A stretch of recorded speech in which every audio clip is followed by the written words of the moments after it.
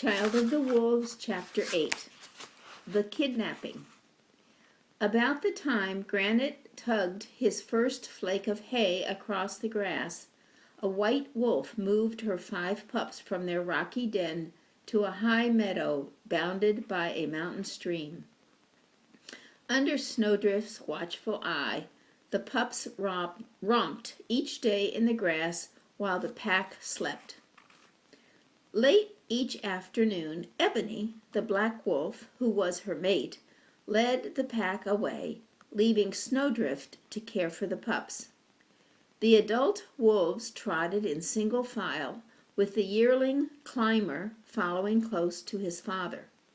Behind him came Ebony's brother, Strider, Climber's older brother, Roamer, and Breeze, the female who had come to them from a pack that hunted far to the west, past the place where the sun set. After the pups got used to their new home, Snowdrift sometimes went off by herself to hunt, never traveling far. While she was gone, her pups wrestled, played leap wolf, and chased insects. When they tired, they lay on the grass and chewed on bones. The pups were too small to hunt, but they were well fed. When the pack came back from a hunt, the pups swarmed around the big wolves, sniffing their mouths and nipping their muzzles. At this signal, the wolves disgorged food eaten on the hunt. On the afternoon that humans invaded the meadow, the pups were alone. A chill wind brought a strange scent across the grass, but the little wolves were not afraid. They had no reason to connect the smell with danger. The humans crept quietly to the edge of the clearing and crouched in the brush. For a long time they watched the playing pups. They had been searching for young wolves to raise in captivity and then breed with dogs. The market for wolf-dog hybrids was growing rapidly, and humans paid high prices for hybrid pups.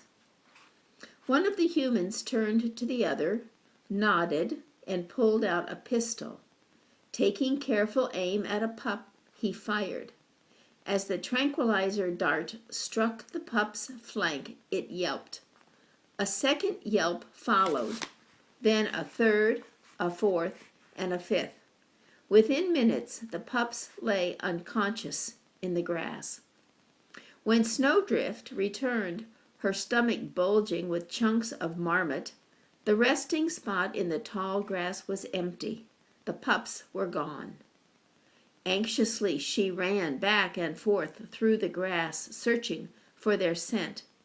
She found the place where the humans had hidden, and their bodies had crushed the grass. Their smell hung over the meadow. Growling softly, the white wolf put her nose to the ground and followed the trail along the stream. Snowdrift followed the scent for miles, losing it where the humans crossed the stream, but picking it up again on the far side. She followed the trail to its end on the shore of a lake, where the kidnappers had stowed the wolf cubs into a plane and flown away. In the gathering dusk, Snowdrift howled at the empty sky. She could not believe that her pups were gone forever. Perhaps they were back in the meadow. She retraced her steps. As she neared the place where she had crossed the stream, her pace quickened. Splashing through the water, she searched the meadow once more, sniffing in every corner. Behind every rock and beneath every bush, the meadow was empty. Fighting against fear, Snowdrift left the meadow. She ran hard toward the den where the pups had been born. Scurrying down the tunnel, she searched the deserted den, inspecting each crevice. Snowdrift did not give up. Each day, while the other wolves rested, she searched for her children. Each evening, while the other wolves hunted, she continued her search among the cabins scattered through the valley. Venturing so close to humans was not safe, but Snowdrift paid no attention to danger. She lived on scraps she found in piles of garbage, and on mice and squirrels and marmots she found along her journeys. Again and again Snowdrift returned to the old den, even though she knew in her heart the pups would not be there. After several weeks, her conviction that she would find her cubs crumbled. When Snowdrift returned to the den that July day, the pack was resting nearby. They often slept close to the den, because they knew that Snowdrift's sorrow would bring her back to the place where her pups had come into the world. On this afternoon, Snowdrift was weary from her travels. After greeting Ebony, she curled up in the shade and fell into a deep sleep. The sun sank behind the mountains, and still she slept. Patiently, the pack waited. When Snowdrift awoke in the twilight, the pack greeted her, and the hunt began. The wolves circled the hill and started down toward the forest. Before they had gone far, a breeze brought the scent of lynx.